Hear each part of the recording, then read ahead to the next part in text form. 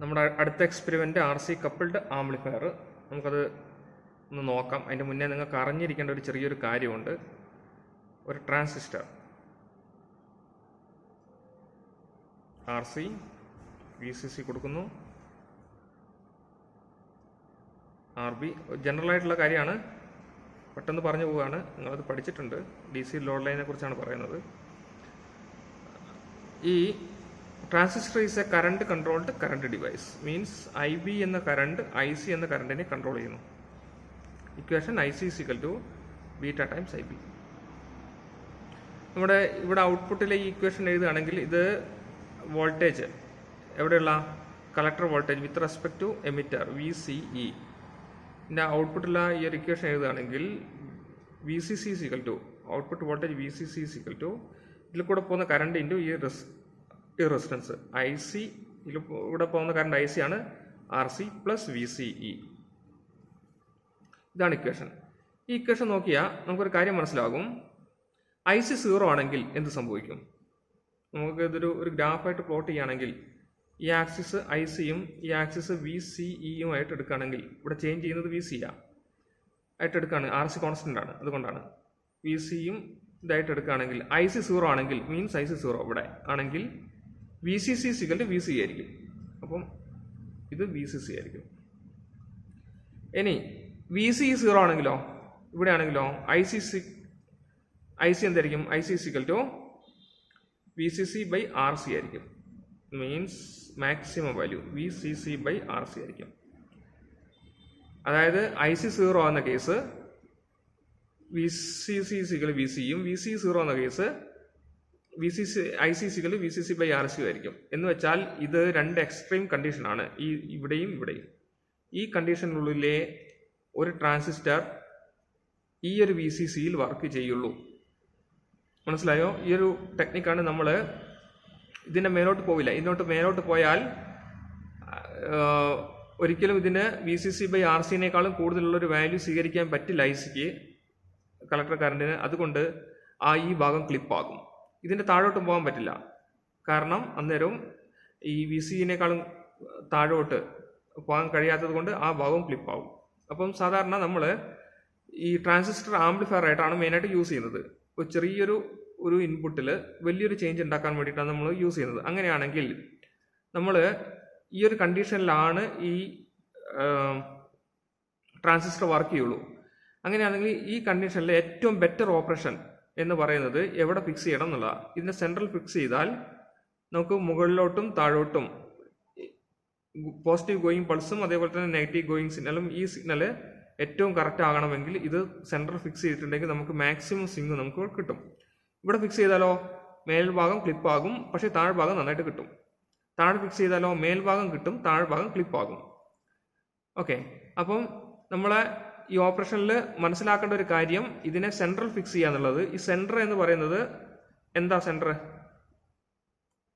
ഇത് VCC ആണ്. അപ്പോൾ ഇതെന്തായിരിക്കും? VCC/2 ആയിരിക്കും. ഇത് IC ആണ്, ഇതോ IC/2 ആയിരിക്കും. അല്ലെങ്കിൽ നമ്മൾ ഓട്ടോമാറ്റിക്കലി VCC/2 എടുക്കുകയാണെങ്കിൽ IC/2 ഓട്ടോമാറ്റിക്കലായിട്ട് കിട്ടും.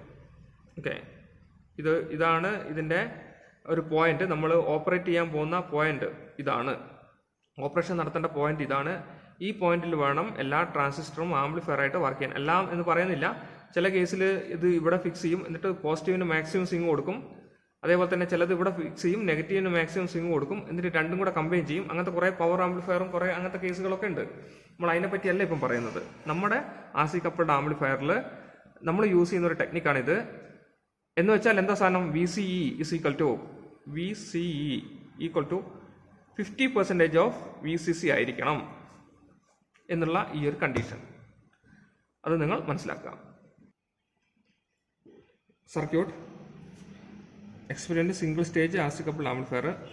Aim to set up single stage RC coupled amplifier with potential divider bias.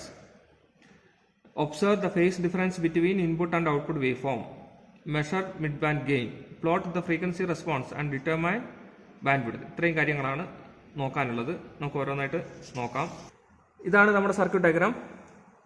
ഈ സർക്യൂട്ട് ഡയഗ്രത്തിൽ ഞാൻ നേരത്തെ പറഞ്ഞ പോലെ ഇത് ഔട്ട്പുട്ട് സെക്ഷനാണ്. ഇത്രയും ഈ ഔട്ട്പുട്ട് സെക്ഷനിൽ VC is equal to voltage between C, collector and emitter. ഇത് 50% ഓഫ് VCC ആയിരിക്കണം. 12 വോൾട്ട് കൊടുത്താൽ എത്ര കിട്ടണം? 6 വോൾട്ട് കിട്ടണം. അപ്പോൾ 6 വോൾട്ട് കിട്ടുന്നുണ്ടോ നമ്മൾ നോക്കണം. 6 വോൾട്ട് കിട്ടിയാൽ നമുക്കറിയാം നമ്മൾ ഇതിൻ്റെ ഓപ്പറേറ്റിംഗ് പോയിന്റ് DC ലോഡ് ലൈനിൻ്റെ മിഡ് പോയിന്റ് ആയിട്ട് സെറ്റ് ചെയ്തു. നിങ്ങളത് പഠിച്ചൊരു കാര്യമാണ്. അപ്പോൾ ഇത് 40% ഓഫ് VCC ആയിരിക്കണം. 50% ഓഫ് VCC ആയിരിക്കണം. അങ്ങനെയാണെങ്കിൽ ഇത് 10% ഓഫ് VCC ആയിട്ടാണ് നമ്മൾ എടുക്കാറ്. 470 കുറവാണ്. 10% ഓഫ് VCCയും ഇത് ഒരു 40% ഓഫ് VCC ആണ് ഉള്ളത് ആയിട്ടായിരിക്കും വരിക. അപ്പോൾ ഇവിടെ ഉണ്ടായിരുന്ന വോൾട്ടേജ് എത്രയാണോ അത് പ്ലസ് 6.6 ആയിരിക്കും. ഇതൊരു ട്രാൻസിസ്റ്റർ ആണല്ലോ. അപ്പോൾ ഇതിൻ്റെ ബേസ് എമിറ്റർ വോൾട്ടേജ് വരുന്നത് 0.6 വോൾട്ടൊക്കെയാണ്. അപ്പോൾ ഇവിടെയുള്ള വോൾട്ടേജ് പ്ലസ് 0.6 വോൾട്ട് ആയിരിക്കും ഇവിടെ ഉണ്ടാകുന്നത്. അതായത് ഇപ്പം ഇവിടെ 1.2 വോൾട്ട് ആണെങ്കിൽ 12 വോൾട്ട് ആണെങ്കിൽ ഇവിടെ 6 വോൾട്ടും അതിൻ്റെ 10% 1.2 വോൾട്ടും ഇവിടെ 0.6 വോൾട്ട് കൂടിയിട്ട് ഇവിടെ മുതൽ ഇവിടം വരെ 1.8 വോൾട്ടും ഒക്കെയാണ് കിട്ടുക. അപ്പോൾ ഇതാണ് ഇതിൻ്റെ DC കണ്ടീഷൻ. ഫസ്റ്റ് നമ്മൾ ഇത് കണക്ട് ചെയ്തതിന് ശേഷം DC കണ്ടീഷൻ കറക്റ്റായിട്ട് ചെക്ക് ചെയ്യണം. അപ്പോൾ ഈ കണക്ഷൻ ഒന്നും ഞാൻ പറയുന്നില്ല, നിങ്ങൾക്ക് അറിയാം അതിൻ്റെ കണക്ഷനൊക്കെ. BC 547 ആ ട്രാൻസിസ്റ്ററിൻ്റെ ആ ലീഡ് എങ്ങനെയാണ്, അതിൻ്റെ ലീഡും കാര്യങ്ങളും എന്ന് ഫസ്റ്റ് ഇൻട്രഡക്ഷനിൽ ഞാൻ പറഞ്ഞു കഴിഞ്ഞു. അപ്പോൾ നിങ്ങളത് നോക്കിയിട്ട് അതിൻ്റെ ലീഡ്സ് കാര്യങ്ങളൊക്കെ അത് മനസ്സിലാക്കിയെടുക്കണം. അതിനുശേഷം നമ്മൾ ഈ സർക്യൂട്ട് ചെയ്യാം. ഇവിടെയാണ് നമ്മൾ ഇൻപുട്ട് കൊടുക്കുന്നത് 50 മില്ലി വോൾട്ടാണ് ഇൻപുട്ട് കൊടുക്കുന്നത്. ഔട്ട്പുട്ട് എടുക്കുന്നത് ഇവിടെ നിന്നാണ് 10 മൈക്രോഫാരഡ് കപ്പാസിറ്റർ വെച്ചിട്ട് ഔട്ട്പുട്ട് നമ്മൾ ഇവിടുന്ന് എടുക്കുന്നു. എന്നിട്ട് നമ്മൾ എന്താ ചെയ്യാന്ന് വെച്ചാൽ ഇൻപുട്ട് ഇവിടെ കൊടുത്താൽ ഇത് ആംപ്ലിഫയർ ആണല്ലോ, ഇത് ആംപ്ലിഫൈ ചെയ്തിട്ടുള്ള ഔട്ട്പുട്ട് ഇവിടെ കിട്ടും. അപ്പോൾ ഇൻപുട്ട് കൊടുക്കുന്നതിൻ്റെ നേർ out of phase 180 degree phase difference ഉണ്ടായിട്ടായിരിക്കും നമുക്ക് ഔട്ട്പുട്ട് കിട്ടുന്നത്. അത് നമുക്ക് കാണാം ഇത് ചെയ്യുന്ന സമയത്ത്. എന്നിട്ട് നമ്മൾ ഈ ഇൻപുട്ടിൻ്റെ ഫ്രീക്വൻസി പതുക്കെ ചേഞ്ച് ചെയ്യാം. നമുക്ക് ഫ്രീക്വൻസി റെസ്പോൺസ് പ്ലോട്ട് ചെയ്യാനുണ്ട്. അപ്പം ഇതാണ് ആദ്യം നമ്മൾ ഒരു 1 ഹെർട്സോ 2 ഹെർട്സ് അങ്ങനെ കൂട്ടി കൊണ്ടുപോകുക. അതാണ് F, log F എടുക്കുക. പിന്നെ V0 എന്ന് വെച്ചിട്ടുണ്ടെങ്കിൽ നമ്മുടെ ഔട്ട്പുട്ടാണ്. ഔട്ട്പുട്ട് നമുക്ക് എന്താണോ കിട്ടുന്നത് അത് നമുക്ക് ഇവിടെ എഴുതണം. അടുത്ത ഗെയിൻ എന്ന് പറയുന്നത് V0/Vin ആണ്. Vin എന്താ? Vin എന്ന് പറഞ്ഞത് 50 മില്ലി വോൾട്ടാണ്. V0 എത്രയാണോ കിട്ടിയത് അത് ഡിവൈഡ് ബൈ 50 മില്ലി വോൾട്ട് എഴുതുക. പിന്നെ gain in dB 20 log V0/Vi അതാണ് ഇത്, അതും എഴുതുക. ശേഷം നമുക്ക് ഫ്രീക്വൻസി റെസ്പോൺസ് പ്ലോട്ട് ചെയ്യാം. അപ്പോൾ log F നിങ്ങൾ എഴുതിയല്ലോ, ആ X ആക്സിസ് log F ആണ്, Y ആക്സിസ് ഗെയിൻ ആണ്. അപ്പം നിങ്ങൾക്ക് ഇത് കിട്ടിയ അനുസരിച്ചിട്ട് log Fന് കിട്ടിയ അനുസരിച്ചിട്ടുള്ള 20 ഗെയിൻ ഇൻ dB അതാണ് ഈ Y ആക്സിസ് വരുന്നത്. ആ Y ആക്സിസിൽ കറസ്പോണ്ടിങ് ആയിട്ട് അത് പ്ലോട്ട് ചെയ്ത് കഴിഞ്ഞാൽ നിങ്ങൾക്ക് ഇങ്ങനെ ഒരു റെസ്പോൺസ് കിട്ടും. ഇങ്ങനെ ഒരു റെസ്പോൺസ് കിട്ടിയാൽ ഈ ഈ ഒരു ഏരിയയിലുള്ള ഗെയിൻ ആണ് മിഡ് ബാൻഡ് ഗെയിൻ എന്ന് പറയുന്നത്. അത് നിങ്ങൾക്ക് കണ്ടുപിടിക്കാം. ഒപ്പം തന്നെ ഇതിൽ നിന്ന് 3 dB കുറച്ച് കഴിഞ്ഞാൽ 2 പോയിന്റ് കിട്ടും. ഇത് ടോട്ടൽ ഒരു dB കിട്ടിയിട്ടുണ്ടാവും, അതിനകത്ത് 3 dB കുറയ്ക്കാം, അപ്പോൾ 2 പോയിന്റുകൾ കിട്ടും. ഈ 2 പോയിന്റിൽ നിന്ന് താഴോട്ടൊന്ന് പ്രൊജക്റ്റ് ചെയ്യാം. അപ്പം ഇതാണ് ഹയർ ഫ്രീക്വൻസി കിട്ടുന്നത് FH, ഇത് ലോവർ ഫ്രീക്വൻസി. ഇത് തമ്മിലുള്ള ഡിഫറൻസ് ആണ് ഇതിൻ്റെ ബാൻഡ് വിഡ്ത്ത് എന്ന് പറയുന്നത്. അപ്പോൾ നമുക്ക് എന്തൊക്കെ കാണണം? മിഡ് ബാൻഡ് ഗെയിൻ കാണണം, ഇവിടെയുള്ള ഗെയിൻ കാണണം, ബാൻഡ് വിഡ്ത്ത് എത്രയാണോ അത് കാണണം. പിന്നെ നമുക്ക് ഇതിൻ്റെ ഔട്ട്പുട്ട് 180 ഡിഗ്രി ഫേസ് ഡിഫറൻസ് കിട്ടുന്നതും മനസ്സിലാക്കണം. ഇത്രയും കാര്യങ്ങളാണ് ഇപ്പം മനസ്സിലാക്കാനുള്ളത്. നമുക്ക് ആ സർക്യൂട്ടിലോട്ടും അതേപോലെ തന്നെ ഇതിൻ്റെ പ്രാക്ടിക്കൽ സൈഡിലോട്ടും പോകാം. ശരി, നമുക്ക് ഇതിൻ്റെ പെർഫോമൻസ് ഒക്കെ നോക്കുന്നതിന് മുന്നേ നമുക്ക് ഇതിൻ്റെ DC കണ്ടീഷൻ ഒന്ന് ചെക്ക് ചെയ്യണം, RC കപ്പിൾഡ് ആംപ്ലിഫയറിൻ്റെ. അപ്പോൾ എങ്ങനെയാണെന്ന് നോക്കാം. VCE the voltage across emitter ഇതാണ്, ആൻഡ് കളക്ടർ എത്രയുണ്ട്? നമുക്ക് എത്രയാണ് വേണ്ടത്? 6 വോൾട്ടാണ് വേണ്ടത്. എത്ര കിട്ടുന്നു? 6.2 കിട്ടുന്നു. ഓക്കെ, അത് കുഴപ്പമില്ല. അപ്പം ഇത് ഓക്കെയാണ്. ഇനി VRE എമിറ്ററിന്ന് ഗ്രൗണ്ടിലോട്ടുള്ള റെസിസ്റ്റൻസിൻ്റെ എത്രയാണ്? നമുക്ക് 10% ഓഫ് VCC. അപ്പോൾ 12 വോൾട്ട് കൊടുത്ത് 12 വോൾട്ടാണ് ഉള്ളത് ഇൻപുട്ട്. അപ്പോൾ എത്ര കിട്ടണം? 12ൻ്റെ 10% 1.2 വോൾട്ട് കിട്ടണം. എത്ര വോൾട്ട് കിട്ടുന്നുണ്ട്? 1.3 വോൾട്ട്. ഓക്കെ, കുഴപ്പമില്ല. ഇനി VR2 എത്ര കിട്ടണം നമുക്ക്? ഇവിടെ 1.3 വോൾട്ട് ആണെങ്കിൽ പ്ലസ് ജംഗ്ഷൻ വോൾട്ടേജ് ആയിട്ടുള്ള 0.7 കൂടെ കൂട്ടിയിട്ട് 2 വോൾട്ടിൻ്റെ അടുത്ത് കിട്ടുമോ നോക്കാം. 1.9 വോൾട്ട്, 2 വോൾട്ട് കിട്ടി. ഇനി വി ആർ സി എത്ര കിട്ടണം? 40% ഓഫ് VCC. അപ്പോൾ എത്ര കിട്ടും? 4.2 വോൾട്ട് തന്നെ കറക്റ്റായിട്ട് കിട്ടുന്നുണ്ട്. അപ്പോൾ എല്ലാം DC കണ്ടീഷനും ഇവിടെ കറക്റ്റാണ്. എല്ലാ DC കണ്ടീഷനും കറക്റ്റാണ്. 9.8 അതെന്താണ്? VR1 9.8 വോൾട്ട് കിട്ടുന്നുണ്ട്. അപ്പോൾ എല്ലാ കണ്ടീഷനും കറക്റ്റാണ്. ഇനി നമുക്ക് സിഗ്നൽ കൊടുക്കാം.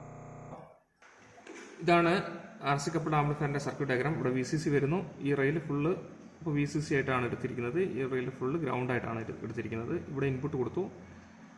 ഇൻപുട്ട് നമ്മുടെ ചാനൽ 2 കൊടുത്തിരിക്കുന്നത്. ഔട്ട്പുട്ട് ചാനൽ 1 എടുക്കുന്നത്. ഈ കണക്ഷൻ നിങ്ങൾക്കറിയാം. ഈ ട്രാൻസിസ്റ്ററിൻ്റെ കണക്ഷനും കാര്യങ്ങളും BC548 ആണ് നമ്മൾ ഉപയോഗിച്ചിരിക്കുന്നത്. അപ്പം അത് ഞാൻ ഇൻട്രൊഡക്ഷൻ വീഡിയോയിൽ പറഞ്ഞു, അതിൻ്റെ കണക്ഷനും കാര്യങ്ങളും എങ്ങനെയാണ്. അതിനനുസരിച്ച് കണക്ട് ചെയ്യുക. ഇത് എമിറ്റർ, ഇത് ബേസ്, ഇത് കളക്ടർ. അവിടുന്ന് ബേസിൽ നിന്ന് ഒരു 10K മേലോട്ട് പോകുന്നുണ്ട്, ഒരു 47K മേലോട്ട് പോകുന്നുണ്ട്. എമിറ്ററിൽ ഒരു 470 ഓം താഴോട്ട് കണക്ട് ചെയ്തിട്ടുണ്ട്. അപ്പം ഈ പറഞ്ഞ പോലെയൊക്കെ കണക്ട് ചെയ്തിട്ടുണ്ട്. ഇനി നമുക്ക് അതിൻ്റെ പെർഫോമൻസും കാര്യങ്ങളും, ആംപ്ലിഫൈ ചെയ്യുന്നുണ്ടോ കാര്യങ്ങളും, 180 ഡിഗ്രി ഫേസ് ഷിഫ്റ്റ് ഉണ്ടാകുന്നുണ്ടോ, അതൊക്കെ ഒന്ന് DSOയിലേക്ക് നമുക്ക് നോക്കിയിട്ട് മനസ്സിലാക്കാം. ഓക്കെ, നമുക്കൊന്ന് ഇതിൻ്റെ പെർഫോമൻസ് ഒന്ന് നോക്കാം. ഇത് ഒരു 1 kHz കൊടുത്ത് നോക്കിയാൽ ഇത് 180 ഡിഗ്രി ഫേസ് ഷിഫ്റ്റ് ഉണ്ടാകുന്നുണ്ടോ എന്നൊക്കെ നോക്കാം. അതിനകത്ത് നിങ്ങൾ മേലെ കാണുന്നത് ഇതിൻ്റെ ഇൻപുട്ട് സിഗ്നലാണ്. താഴെ നമുക്ക് കാണുന്നതാണ് അതിൻ്റെ ഔട്ട്പുട്ട്. മേലെ നമ്മൾ എത്ര കൊടുത്തു? 50 മില്ലി വോൾട്ടാണ് ഇൻപുട്ടായിട്ട് കൊടുത്തിരിക്കുന്നത്. നമ്മൾ കർസർ ഇട്ട് മെഷർ ചെയ്ത് നോക്കാം. കർസർ പ്രസ് ചെയ്ത് കഴിഞ്ഞാൽ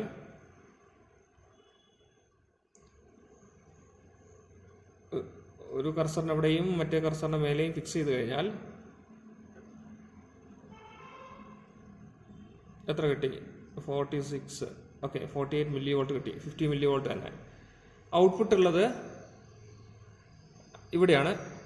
അപ്പം ഔട്ട്പുട്ട് നമുക്ക് നോക്കാം എങ്ങനെയാണെന്ന്. അപ്പോൾ ഔട്ട്പുട്ട് നോക്കുന്ന സമയത്ത് ഈ സോഴ്സ് മാറ്റണം. സോഴ്സ് എന്താക്കണം?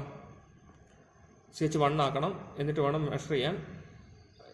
ഇൻട്രൊഡക്ഷൻ വീഡിയോയിൽ അത് പറഞ്ഞിട്ടുണ്ട്. എല്ലാവരും ഒന്ന് നോക്കുക. ഇപ്പോൾ എത്ര കിട്ടി? 1.24 വോൾട്ട്, 1.2 വോൾട്ട്. അപ്പം 50 വോൾട്ടിനെ 1.2 വോൾട്ടാക്കി ആംപ്ലിഫൈ ചെയ്തു എന്നാണ് പറയുന്നത്. പിന്നെ നോക്കൂ, ഫേസ് ഡിഫറൻസ് വരുന്നുണ്ടോ? 180 ഡിഗ്രി ഫേസ് ഷിഫ്റ്റ് ഉണ്ടോ നോക്കാം. ഇതാണ് അത് പോസിറ്റീവ് ഗോയിങ് ഇതായിട്ട് വരുന്നത്. അത് പോസിറ്റീവായിട്ട് പോകുന്ന സമയത്ത് കറസ്പോണ്ടിങ് നമുക്ക് കിട്ടുന്നത് എന്താ? നെഗറ്റീവാണ്. പിന്നെ ഇത് നെഗറ്റീവായിട്ട് പോകുന്ന സമയത്ത് അത് പോസിറ്റീവിലോട്ടാണ് പോകുന്നത്. അതായത് അത് ഫേസ് ഡിഫറൻസ് വരുന്നു, 180 ഡിഗ്രി ഫേസ് ഷിഫ്റ്റ് ഉണ്ട് എന്ന് നമുക്ക് അതിൽ നിന്ന് മനസ്സിലാക്കാം. നോക്കൂ, കണ്ടോ? താഴോട്ട് പോകുന്ന സമയത്ത് മേലോട്ട് പോകുന്നു, മേലോട്ട് പോകുന്ന സമയത്ത് നേരെ താഴോട്ട് പോകുന്നു. 50 വോൾട്ട് എന്ന് ഞാനൊരു മിസ്റ്റേക്കായിട്ട് പറഞ്ഞു പോയി തോന്നുന്നു. 50 മില്ലി വോൾട്ടാണ് വേണ്ടത്. 50 മില്ലി വോൾട്ട് കൊടുക്കുന്നു. ഇത് ഇവിടെ 50 മില്ലി വോൾട്ട് ആണ് കിട്ടിയത്. ഓക്കെ, ഇത് ∆V 1.2 വോൾട്ട്. നമുക്കിനി ചെയ്യേണ്ടത് എന്താണെന്ന് വെച്ചാൽ ഇതിൻ്റെ ഒരു പെർഫോമൻസ്, ഫ്രീക്വൻസി ഇത് പ്ലോട്ട് ചെയ്യാൻ വേണ്ടിയിട്ട് നമുക്ക് നോക്കണം. അപ്പോൾ ഫ്രീക്വൻസി റെസ്പോൺസ് ആണ് നമുക്ക് പ്ലോട്ട് ചെയ്യേണ്ടത്. അപ്പം നമുക്ക് ചെയ്യേണ്ടത് ലോവർ ഫ്രീക്വൻസി വരെ മുതൽ ഒരു 1 MHz വരെ നമുക്ക് ചേഞ്ച് ചെയ്ത് നോക്കിയിട്ട് അതിന് എത്രയാണ് V0 ഔട്ട്പുട്ട് വോൾട്ടേജ് എന്നുള്ളത് നമ്മൾ മെഷർ ചെയ്ത് എഴുതണം. അതിനുശേഷം നമുക്ക് ഈ ഗ്രാഫും കാര്യങ്ങളൊക്കെ ഒന്ന് പ്ലോട്ട് ചെയ്യാം. നോക്കാം നമുക്ക് എങ്ങനെയാണ് കിട്ടുന്നത്. ഈ ഫംഗ്ഷൻ ജനറേറ്ററൊന്നും ഔട്ട്പുട്ടൊന്നും എങ്ങനെയാണ് അത് മെഷർ ചെയ്യുന്നതെന്നും കാര്യങ്ങളൊക്കെ നമുക്കൊന്ന് നോക്കാം. ശരി, നമുക്ക് ഈ ഇതിൻ്റെ ലോവർ ഫ്രീക്വൻസി സെറ്റ് ചെയ്ത് നോക്കാം. ഇപ്പം 1 kHz ആണല്ലേ ഉള്ളത്. റേഞ്ച് പ്രസ് ചെയ്തിട്ട് നമുക്ക് അതിനെ മാറ്റാം. ഇപ്പോൾ 10 Hz ആയി. ഞാനതിൻ്റെ ഇത് മാറ്റിപ്പോയി. 50 മില്ലി വോൾട്ട് തന്നെ ആയിട്ട് സെറ്റ് ചെയ്യണം. ഓക്കെ, 50 മില്ലി വോൾട്ട് ആയിട്ട് സെറ്റ് ചെയ്തു. ഇത് ഫ്രീക്വൻസി ഇതാണ്. അപ്പം ഇത് ഒരു 1 Hz ആക്കി. 1 Hz ആക്കുന്ന സമയത്ത് ഇതിൻ്റെ പെർഫോമൻസ് നോക്കാം. ഇതാ ഇങ്ങനെയാണ് അതിൻ്റെ പെർഫോമൻസ് ഉള്ളത്. എന്ന് വെച്ചാൽ ഇൻപുട്ട് ഉണ്ട്, ഔട്ട്പുട്ടൊന്നുമില്ല. ഔട്ട്പുട്ട് എങ്ങനെ മെഷർ ചെയ്യാം? വേണമെങ്കിൽ നിങ്ങൾക്കൊന്ന് നോക്കാം ഔട്ട്പുട്ട് ഉണ്ടോയെന്ന്. ഔട്ട്പുട്ടൊന്നും കാണുന്നില്ല. അപ്പം കർസർ ഇട്ടിട്ട് നിങ്ങൾക്ക് മെഷർ ചെയ്യാം. CH1 ആണല്ലോ, ഇവിടെ ഒന്നുമില്ല. അപ്പം 1 Hz എടുക്കണമെന്നില്ല. പിന്നെ ഫ്രീക്വൻസി പതുക്കെ ചേഞ്ച് ചെയ്യുക. അത് 10 ഹെർട്സായി. 10 ഹെർട്സ് ആകുന്ന സമയത്ത് ചെറിയൊരു വ്യത്യാസമുണ്ട്, ഒന്ന് ആംപ്ലിഫൈ ചെയ്യുന്നുണ്ട്. അപ്പം അതൊന്ന് മെഷർ ചെയ്ത് എഴുതാം. നോക്കട്ടെ.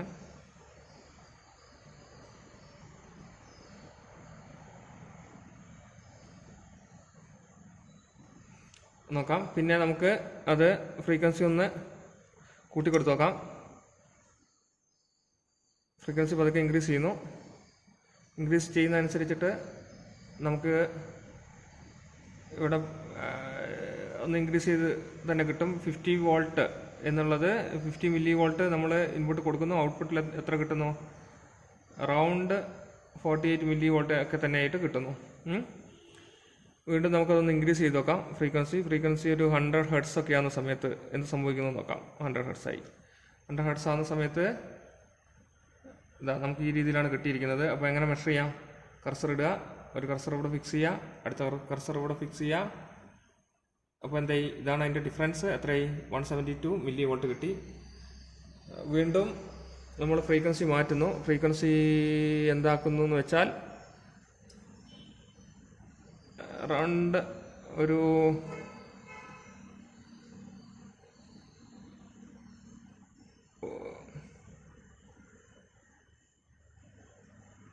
ഒരു 1 കിലോ ഹെർട്സ് ഒക്കെ ആക്കുന്നു. അല്ലെങ്കിൽ കുറച്ച് കുറയ്ക്കാം, ഒരു 200 ആക്കാം. 200 ഹെർട്സ് ആക്കുന്നു. 200 ഹെർട്സ് ആക്കുമ്പോഴുള്ള പെർഫോമൻസ് ആണിത്.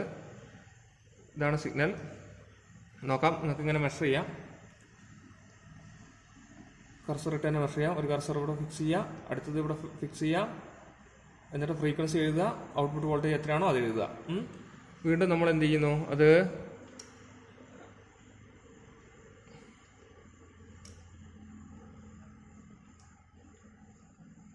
200 കിലോ ഹെർട്സ് അല്ലേ കിട്ടിയത്? അല്ല, 200 ഹെർട്സ് അല്ലേ? അത് മാറ്റി നമുക്കൊരു 300 ആക്കാം, 500 ആക്കാം.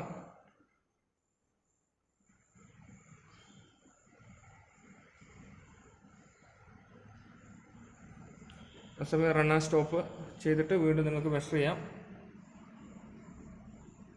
ഇപ്പം ഞാനിതെല്ലാം മെഷർ ചെയ്ത് കാണിക്കുന്നില്ല. ഇപ്പം 528 മില്ലി വോൾട്ട് കിട്ടി. ആംപ്ലിഫൈ ചെയ്യുന്നുണ്ട്.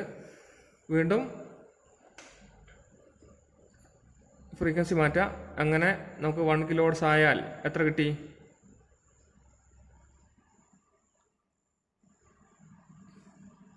സ്റ്റോപ്പ് ഉപയോഗിച്ചിട്ട് നമുക്ക് മെഷർ ചെയ്യാം.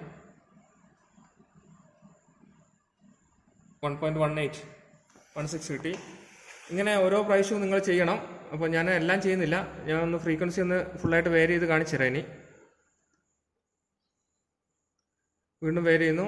ഒരു 2 കിലോ ഹെർട്സ് ആക്കുന്നു. ഇനി നിങ്ങൾ എല്ലാം സൂം ചെയ്ത് കാണണമെന്നൊന്നുമില്ല. കർസർ ഇവിടെ ജസ്റ്റ് ഒന്ന് പ്രസ് ചെയ്തിട്ട് നോക്കിയാൽ മതി. എത്ര കിട്ടി? 1.82 കിട്ടി. വീണ്ടും അത് ഇൻക്രീസ് ചെയ്യുന്നു. അപ്പം 8 കിലോ ഹെർട്സിലൊക്കെ കർസർ ഇട്ട് മെഷർ ചെയ്യാം. ഇവിടെ ഇട്ടു, ഒരു കർസർ ഇവിടെ ഇട്ടു. എത്ര? 2 വോൾട്ട് തന്നെ കിട്ടി. 10 കിലോ ഹെർട്സിലും 2 വോൾട്ട് തന്നെ കിട്ടി. റേഞ്ച് കൂട്ടുന്നു. 100 കിലോ ഹെർട്സിലും ഓക്കെ ഇതേ പെർഫോമൻസ് തന്നെയാണ് കിട്ടുന്നത്. 2.06 വോൾട്ടാണ് കിട്ടുന്നത്.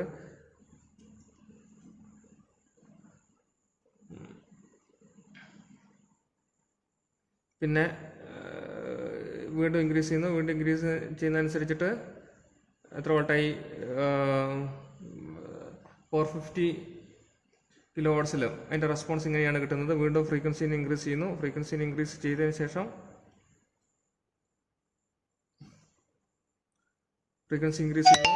അങ്ങനെ ഫ്രീക്വൻസി ഏകദേശം 740 കിലോ ഹെർട്സ് ഒക്കെ ആകുന്ന സമയത്ത് കുറച്ചൊന്ന് കുറഞ്ഞിട്ടുണ്ട്. അപ്പോൾ നമ്മൾ എന്ത് ചെയ്യുക? ആ കുറഞ്ഞത് വീണ്ടും കർസറിട്ട് മെഷർ ചെയ്യുക. എത്രയാണ് കുറഞ്ഞത്? 1.74 ആയി. അങ്ങനെ നമ്മളത് 1 മെഗാ ഹെർട്സ് വരെ കൊണ്ടുപോവുക. 1 മെഗാ ഹെർട്സ് കൊണ്ടുപോകുന്ന സമയത്ത് കുറച്ചുകൂടി ഒന്ന് കുറഞ്ഞിരിക്കും.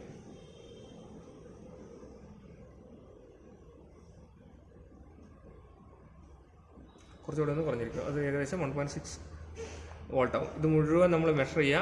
മുഴുവൻ നമ്മൾ മെഷർ ചെയ്തതിന് ശേഷം നമുക്കത് ഫ്രീക്വൻസിയുടെ ഇത് പ്ലോട്ട് ചെയ്യണം. അത് നിങ്ങൾക്ക് ജസ്റ്റ് ഞാൻ കാണിച്ചു തരാം. കഴിഞ്ഞ പ്രാവശ്യത്തെ കുട്ടികളൊക്കെ ചെയ്തത് അപ്പോൾ ആ രീതിയിലാണ് ഇത് പ്ലോട്ട് ചെയ്യേണ്ടത്. അപ്പം ഇത് നിങ്ങൾക്ക് മനസ്സിലായി എന്ന് വിചാരിക്കുന്നു. ഇത് മുൻപേ ചെയ്ത കുട്ടികൾ ചെയ്തതാണ്. അപ്പോൾ അതിനകത്ത് ഫ്രീക്വൻസി അവർ 10 ഹെർട്സ് മുതൽ ഇങ്ങനെ ചേഞ്ച് ചെയ്ത് 1 മെഗാഹെർട്സ് വരെ ചേഞ്ച് ചെയ്യുന്നുണ്ട്. അപ്പം അതിന് കറസ്പോണ്ടിങ് ആയിട്ട് വി ഔട്ട് അവർ എഴുതിയാണ്. വി ഔട്ട് ഇങ്ങനെ എഴുതി ഏകദേശം നമുക്ക് കിട്ടിയ പോലെ തന്നെ 1.74 വോൾട്ട് വരെ അവർ ചേഞ്ച് ചെയ്തിട്ടുണ്ട്. ഏകദേശം 1 കിലോ ഹെർട്സ് മുതൽ 1.5 കിലോ ഹെർട്സ് മുതൽ അങ്ങോട്ട് കോൺസ്റ്റൻ്റ് ആണ്. അപ്പം ഇങ്ങനെ നിങ്ങൾ ഇത് പ്ലോട്ട് ചെയ്യുക. അതിന് ശേഷം അവർ പ്ലോട്ട് ചെയ്തതാണ് ഇങ്ങനെ. അപ്പം ഈ രീതിയിൽ നിങ്ങൾ പ്ലോട്ട് ചെയ്താൽ കിട്ടും. ഇതാണ് അതിൻ്റെ ബാൻഡ്വിഡ്ത്ത്.